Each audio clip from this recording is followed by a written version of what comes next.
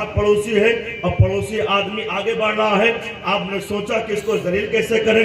आपका पड़ोसी है और उसके बाद अभी इसमें ये नहीं है कि वो हिंदू हो कि मुस्लिम हो कि ईसाई हो कि पारसी हो, कौन सा हो, नहीं, बल्कि पड़ोसी के बारे में आया है। अब आप अगर कोई पड़ोसी है तो उसके कुछ हुकूक हैं, उसके लिए आपकी जिम्मेदारियां हैं। अब आपका अगर कोई पड़ोसी है तो उसके बारे में फरमाया गया है एक पड़ोसी का दूसरे पड़ोसी पे हक है। अब वो हक क्या है? उस हक के अगर बारे में अगर आप सोचोगे तो आपके पैगंबर से पैगाम मिलेगा कि अगर आपके घर में कोई अच्छा सामान बनना है तो उसमें सालन बढ़ा लो, अपने पड़ोसी के घर पहुंचा दो, ये आपकी जिम्मेदारी बनती है। अब आप खुद देखिए, एक पड़ोसी का हक आपके ऊपर है। अब पड़ोसी का हक अगर आपके ऊपर है, लेकिन सबसे ज्यादा दुश्मनी जो होती है वो पड़ोसी से होती है। कहीं नाले के लिए, कहीं जमीन के लिए, कहीं रास्ते के लिए, इस तरह सबसे ज्यादा अगर हम और आप लड़ते हैं किसी से तो अपने पड़ोसी से लड़ते हैं। और हमारा ईमान, हमारा इस्लाम क्या कह रहा है कि तुम्हारे ऊपर पड़ोसी का हक है। अगर तुम्हारे ऊपर कोई पड़ोसी जुल्म कर रहा है और अगर तुम सब्र कर रहे हो तो याद रखो कल मैदान महशर में तुम्हारे लिए कामयाबी होगी, तुम्हारे लिए कामरानी होगी। वो जो जालिम बना हुआ है वो जुल्म करते करते थक जाएगा, लेकिन तुम्हारे सब्र को आजमा नहीं पाएगा। इसलिए कि उसके जुल्म को अगर ताकत मिली है तो नमरूद से मिली है, हारून से, कारून से मिली है, अबू जहल से मिली है, यजीद से मिली है, लेकिन जो तुम्हें सब्र का सदका मिला है वो सब्र अहले बैत से मिला है, हसन हुसैन से मिला है। नारे तकबीर, नारे रिसालत, नारे रिसालत, शहजादे सरकार गौसुल आजम हुजूर सैयद साहब किबला। तुम्हें जो सब्र का हिस्सा मिला है वो हसन हुसैन के दर से मिला है, वो इमाम हुसैन के दर से मिला है। तभी तो मुहर्रम के महीने में इमाम आली मकाम का महीना आता है, जो जैसे जिस तरह होता है खराज पेश करता है। अब यह है कि उलमा बताएंगे उसके लिए कि कुछ कैद हैं, कुछ शरायत हैं, उसमें आप ऐसा ना हो जाए कि बह जाएं तो कल मैदान महशर में इमाम हुसैन के सामने भी आपको जवाब देना पड़े। हुसैनियत इसका नाम नहीं है कि दिन भर हम ढोल ताशा बजाते रहे, हुसैनियत इसका नाम नहीं है कि हम खुराफात करते रहे, हुसैनियत इसका नाम है जैसे ही अजान हो मस्जिद में दाखिल हो जाए। हुसैनियत इसका नाम है कोई जुल्म करे तो सब्र करो। हुसैनियत इसका नाम है कि अगर कोई परेशानी आ जाए तो सब्र करो, अगर कोई भूखा आ जाए खाना खिला दो, कोई परेशान आए उसकी परेशानी दूर कर दो। ऐ मुसलमानों, हुसैन की बारगाह से तुम्हें जो सब्र का पैगाम मिला है वो सब्र का पैगाम कल भी जिंदा था, आज भी जिंदा है और क़यामत तक जिंदा रहेगा। और आका हुसैन के उस सब्र को सलाम करते हुए हम ये चैलेंज करेंगे, यजीद करबला में था और वही रह गया, हुसैन करबला में शहीद हुए, हमारे घरों में आ गए, हमारे किरदार में आ गए, हमारे गुफ्तार में आ गए। और हर एक घर से ये आवाज आ रही है, कत्ले हुसैन नस्ल में मर गए यजीद है, इस्लाम जिंदा होता है हर करबला के बाद। क्या कहने तो तुम जिंदा हुसैन के मानने वाले हो, जिंदगी के साथ तुम अपनी जिंदगी गुजारो, बेदारी के साथ जिंदगी गुजारो। आका हुसैन, बात आ गई आका हुसैन की। आका हुसैन ये नबी के नवासे हैं, नबी के घराने वाले हैं। इनकी माँ फातिमा जहरा, इनकी माँ फातिमा जहरा ये आका हुसैन के माँ हैं, नबी की शहजादी हैं। मेरी माँ बहनें भी दूर बैठी हुई हैं, अगर कोई मांगने वाला आ जाता है अब इनकी तारीफ ज्यादा कर दे, चाहे उसके हाथ पैर सही हों, बस इनकी तारीफ कर दे तो घर के अंदर जाएंगे, तिजोरी से निकाल कर लाकर उसको पैसा देंगे।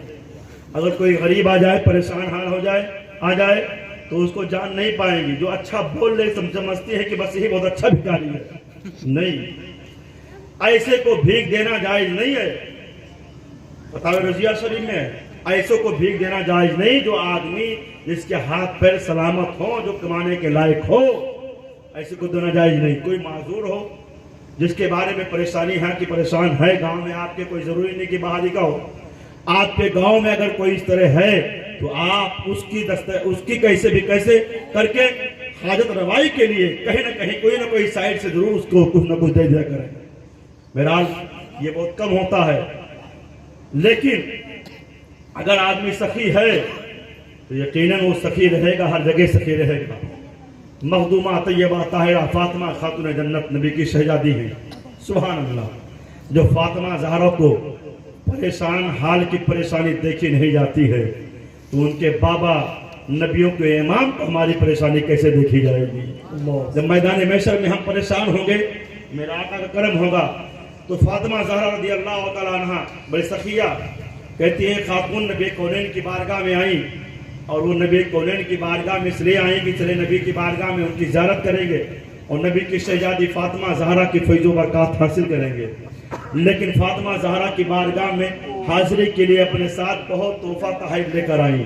अक्सर आप देखते होंगे, आपके यहाँ इमाम खतीब व इमाम हैं, लेकिन जब कोई बाहर से आता है, मिलने जाता है, तो चाहे 2-4 टाफी लेकर जाए, लेकिन लेकर जाता है। अगर कोई कायदे का आलिम की कदर जानता है तो चाहे कलम लेकर जाए। लेकिन याद रखिए, जब भी किसी बड़े, किसी बुजुर्ग, किसी फकीर, किसी पीर, किसी आलिम इमाम से मिलिए तो ज़रूर कुछ न कुछ तोहफा पेश क्या कीजिए, तोहफा ज़रूर पेश क्या कीजिए। तो सरकार फातिमा ज़हरा के पास बहुत सा तोहफा लेकर वो खातून पहुंची, लेकिन जब फातिमा खातून जन्नत के ऊपर पड़ी हुई चादर को देखा ना, अल्लाह अकबर, तो क्या देखा, उनके आंखों में आंसू आ गए। क्या देखते हैं कि फातिमा ज़हरा के जिस्म पे जो चादर पड़ी हुई है, वो चादर कई जगह फटी है। पेमन लगी हुई चादर पहने हुए फातिमा खातून जन्नत। मुसलमानों, ईमान के साथ मैं कहता हूँ कि फातिमा खातून जन्नत के आंचल का साया भी हमारी माँ बहनों को मैदान महशर में मिल गया ना, तो उनका बेड़ा पार हो जाए। वो फातिमा खातून जन्नत है जिनकी चादर का आलम यह है, वो पाक चादर की, उस पाक चादर के नीचे जो भी साया नसीब इसको भी होगा, उसका नसीबा चमक जाएगा। फटी हुई चादर है, सरकार फातिमा ज़हरा की फटी हुई चादर को देखकर वो खातून कहती है कि मैं सोच रही थी कि मैं लेट हो गई, काश में पहले लेकर आती है फातिमा खातून जन्नत को चादर पेश करती। क्योंकि तोहफ़ जो लेकर आई थी उसमें चादर भी थी। तो आप कह रही हैं कि मैं सोच रही थी कि मखदूमा की चादर फटी हुई है, काश में चादर पहले लेकर आती। ऐसे मौके पर कहती है कि मैं सोच रही थी। इतने में फातिमा खातून जन्नत जो भी साइल आता, एक एक सामान उसको देती जाती, एक एक सामान देती गई। यहाँ तक कि कुछ अशरफिया भी थी, वो भी आने वाले भिखारियों को, मांगने वालों को, साइलों को देती गई। यहाँ तक कि अब उनके पास चादर एक बची हुई है।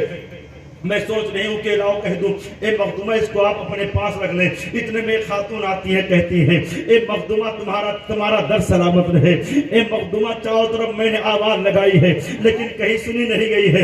ए मखदूमा अगर आपके पास कोई चादर हो तो अता कर दो, मेरी चादर फट चुकी है। ए मखदूमा फातिमा ज़हरा अगर आपके पास कोई चादर हो तो अता कर दो। सरकार फातिमा ज़हरा ने देखा कि मेरे पास एक चादर रखी हुई है। आपने खादिमा को बुलाया, कहा आने वाली साइला खातून को दे आओ। आपने वो चादर दे दी है, फटी हुई चादर पहनी हुई है। अब उनसे रहा नहीं गया, उन्होंने कहा ए मखदूमा आपको चादर की जरूरत थी, मैं देख रही थी कि आपकी चादर फटी हुई है, लेकिन आपने चादर दे दी जबकि आपको चादर की जरूरत थी। और मैं सोच रही थी काश मैं पहले चादर लेकर आ जाती। ए मखदूमा आपने फटी हुई चादर अपने पास रखना गवारा किया, और जो चादर मैं लेकर आई थी उसको आपने दे दिया। ए मखदूमा अगर आप चाहती तो चादर अपने पास रख लेती। सरकार फातिमा खातून जन्नत ने फरमाया था, ज़बाने हाल से कहा था, जो अपने लिए पसंद हो वो अपने भाई के लिए भी पसंद हो, जो अपने लिए पसंद हो वो अपने बहन के लिए भी पसंद हो। मैंने सोचा कि ये चादर आप लेकर आई है, लाओ इस खातून को दे दूं, हो सकता है मुझसे ज्यादा इसको जरूरत हो। तो ऐसे मौके पर उस खातून का बयान है कि मैंने फातिमा खातून जन्नत की इस सखावत को देखने के बाद मैंने अपने दिल में कहा, आज के तारीख में अगर कोई सबसे बड़ी सखिया खातून है, कोई औरत है, तो वो नबी की बेटी, नबी की शहजादी फातिमा खातून जन्नत है। लेकिन हम जैसे गुलामों ने जब ये चीज को देखा और सुना तो कहने पे मजबूर हो गए। खुलना खाते हैं, औरों को खिला देते हैं, कितने साबिर हैं मोहम्मद के घराने वाले, साबिर हैं मोहम्मद के घराने वाले। ए मुसलमानों, ये नबी की शहजादी है जो ये नहीं देख पा रही है कि मेरे बाबा की कोई कनीज परेशान हाल रहे। तो जब फातिमा खातून जन्नत दुनिया में किसी खातून को परेशान नहीं देख पा रही है, कल मैदान महशर में अगर कोई परेशान खातून होगी तो कैसे मखदूमा बर्दाश्त करेंगे। बस दुआ करते रहना चाहिए कि हमारी माँ बहनों को मखदूमा फातिमा ज़हरा के आंचल का सदका मिल जाए। अब मेरी माँ बहनों की भी जिम्मेदारी बनती है कि ए मेरी माँ बहनों, अब तुम्हारी जिम्मेदारी है कि अब तुम अपने घर और आंगन को दीनी माहौल से आरास्ता करो, ताकि जो तुम्हारे घर में पैदा बच्चा हो वो किसी का अपने माँ बाप का गद्दार न हो, बल्कि अपने माँ बाप का वफादार हो, गौसे आजम का वफादार हो, ख्वाजा अजमेरी का वफादार हो, औलिया किराम का वफादार हो, नबियों के इमाम का वफादार हो। और अगर वो वफादार रहा तो इंशाअल्लाह यहाँ भी कामयाब रहेगा, कल मैदान महशर में भी कामयाब रहेगा, और जब जाएगा मैदान महशर में तो नबी की शफाअत से माला माल होगा। इसलिए अगर चाहती हो कि मेरा बच्चा कल जहन्नम की आग से महफूज रहे तो उसे नबी का गुलाम बनाओ, उसे पाक का गुलाम बनाओ, और उसे ख्वाजा अजमेरी का गुलाम बनाओ। आपकी जिम्मेदारी बनती है कि आप अपने घर के माहौल को अच्छा रखो। कल जब माँ अच्छी होती थी तो दुनिया कहने पर मजबूर होती थी कि जब माँ फातिमा ज़हरा है तो उसका बेटा हसन हुसैन है, जब माँ फातिमा मुगल जब्बार है तो उसका बेटा गौसे आजम है, जब माँ अच्छी नेक सीरत है तो उसका बेटा ख्वाजा मोइनुद्दीन अजमेरी है, जब माँ नेक है तो उसका बेटा सबरे कलेरी है, जब माँ नेक है तो उसका बेटा कुतुबुद्दीन बख्तियार काकी है, जब माँ नेक है तो उसका बेटा निजामुद्दीन औलिया है, जब माँ नेक है तो उसका बेटा सरकार थाना है, जब माँ नेक है तो उसका बेटा मखदूम मीना लखनवी है, जब माँ नेक है तो उसका बेटा इमाम अहमद रजा है, और जब माँ नेक है तो उसका बेटा ताजुल शरिया है। नारे तकबीर, नारे रिसालत, नारे रिसालत, जश्न ईद मिलादुन नबी, पैगाम हुजूर ताजुल शरिया।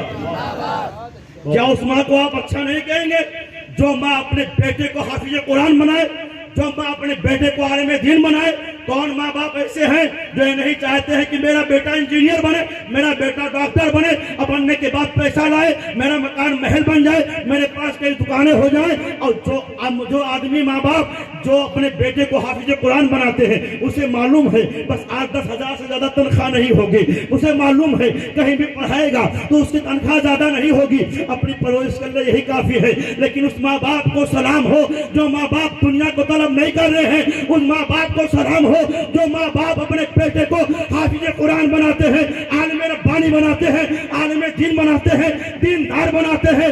ऐ मुसलमानों, तो मालूम ये हुआ कि ऐसा माहौल, ऐसा माशरा, यकीनन अगर एक आलिम दीन घर में पैदा होगा तो वो माशरा दुनियादार नहीं होगा, वो माशरा दीनदार होगा। इसीलिए कहा गया है कि अपने बेटे को, आपके 4 बच्चे हैं तो एक बच्चे को हाफिज कुरान बनाओ, एक बच्चे को आलिम दीन बनाओ।